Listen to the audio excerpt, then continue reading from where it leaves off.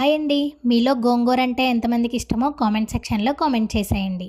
మరి గోంగూర టమాటా కర్రీని ఎలా చేసుకోవాలో ఈ వీడియోలో చూసేద్దాం.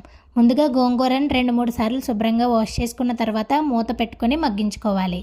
గోంగూర మగ్గాక మిక్సీ జార్లోకి వేసుకొని కచ్చాపచ్చాగా గ్రైండ్ చేసుకొని పక్కన పెట్టుకుందాం. మరొక ప్యాన్లోకి 4 లేదా 5 టేబుల్ స్పూన్ల వరకు ఆయిల్ని వేసి ఆయిల్ హీట్ అయిన తర్వాత 1 టేబుల్ స్పూన్ వరకు జీలకర్ర, 1 టేబుల్ స్పూన్ వరకు ఆవాలు, 1 టేబుల్ స్పూన్ వరకు శనగపప్పు, 1 టేబుల్ స్పూన్ వరకు మినపప్పును వేసుకొని ఫ్రై చేసుకోవాలి. ఇవి ఫ్రై అయిన తర్వాత దంచుకున్న 5-6 వెల్లుల్లి రెబ్బలు, 2 ఎండుమిర్చి, కొంచెం కరివేపాకును కూడా వేసుకొని ఫ్రై చేశాక కట్ చేసుకున్న పచ్చిమిర్చి ముక్కలు, ఉల్లిపాయ ముక్కలను వేసుకొని 1/2 టీ స్పూన్ పసుపు, రుచికి సరిపడా ఉప్పును కూడా వేసుకొని ఉల్లిపాయలు మగ్గేంత వరకు మగ్గించుకోవాలి. ఈ కర్రీలోకి ఉల్లిపాయలు ఎక్కువగా వేసుకుంటే చాలా టేస్టీగా ఉంటుంది. ఉల్లిపాయలు మగ్గిన తర్వాత కట్ చేసుకున్న టమాటా ముక్కలను కూడా వేసుకొని టమాటాలు కూడా మెత్తగా మగ్గేంత వరకు మూత పెట్టుకొని మగ్గించుకోవాలి.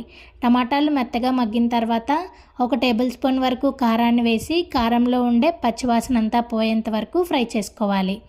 ఇలా ఫ్రై చేశాక ఇందులోకి ముందుగా గ్రైండ్ చేసి పెట్టుకున్న గోంగూరను కూడా వేసుకొని గోంగూరలోంచి ఆయిల్ సెపరేట్ అయ్యేంత వరకు గోంగూరను ఉడికించుకోవాలి.